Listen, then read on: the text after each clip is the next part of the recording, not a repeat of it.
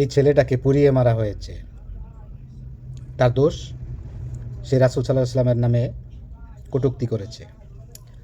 সে একটা হিন্দু ছেলে। কোথায় করেছে জানে না, কেন করেছে জানে না। সে চালাইতো বাটন মোবাইল, সে ফেসবুকে নাকি কটূক্তি করেছে। কিভাবে সম্ভব এটা? এই ছেলেটার উপরে নির্ভর করতো পুরাটা সংসার।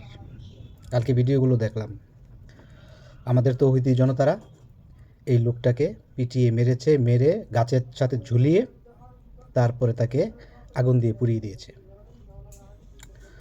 তো এই তৌহিদি জনতা যারা আমরা কালকে, আমি অনেক মানে মানে স্তব্ধ হয়ে গেলাম এই ভিডিওটা দেখার পরে। মানুষ কতটা নৃশংস হলে এইভাবে এরকম কাজ করতে পারে, মৃত লাশের ওপরে এরকম অত্যাচার। তো এই হচ্ছে আমাদের তৌহিদি জনতা। তৌহিদি জনতা, তোমাদের লাল সালাম। তোমরা যা করেছ, তোমরা সবাই জান্নাতে যাবা, ঠিক আছে? তৌহিদি জনতা যারা তোমরা আছো না, তোমরা সবাই জান্নাতের টিকিট অলরেডি পেয়ে গেছো। ধর্মীয় উগ্রবাদ ছড়িয়ে আর কত আর কত? এগুলা তো স্বাধীনতার পর থেকেই দেখে আসতেছি, এভাবে মানুষকে হত্যা করতে। এটা বাংলাদেশে কি সভ্য জাতি বলা যায়? প্রথম আলো, ডেইলি স্টার সহ যেই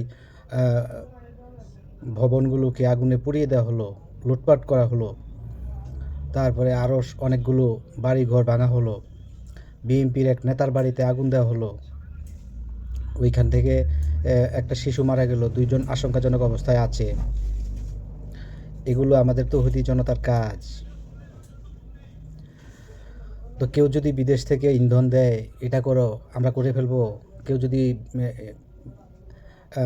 বিদেশ থেকে ওইটা করতে বলে, আমরা করে ফেলবো। এটাই আমাদের বিশ্বাস, এই আমাদের ইমানি চেতনা।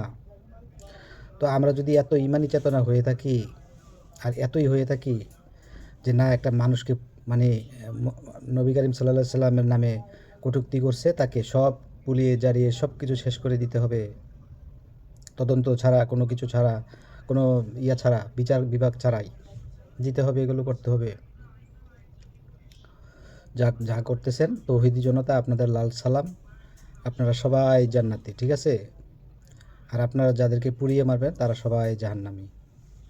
আমার বলার কিছু নাই। একজন মুসলিম হিসেবে আমার সবচেয়ে বড় দুঃখ লাগে তখনই, যখন এই ঘটনাগুলো ঘটে। আমাদের কত শান্তির ধর্ম ইসলাম, যেখানে প্রত্যেকটা মানুষ, প্রত্যেকটা ধর্মের মানুষ নিরাপদ থাকার কথা।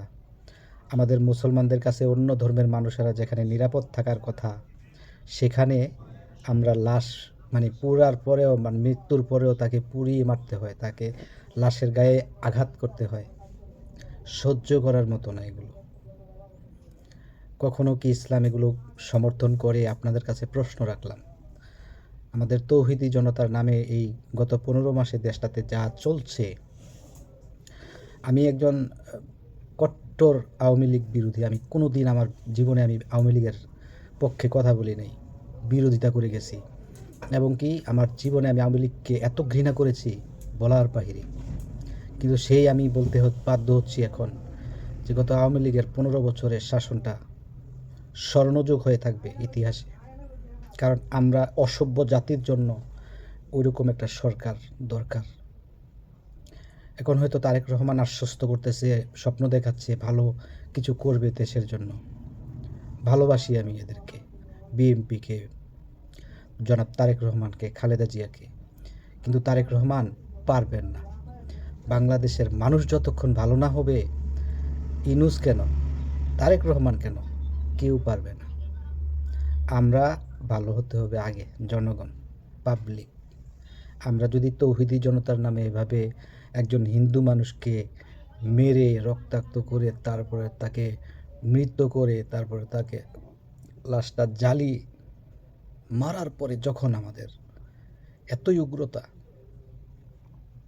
কেন কেন এগুলোর জবাব আছে?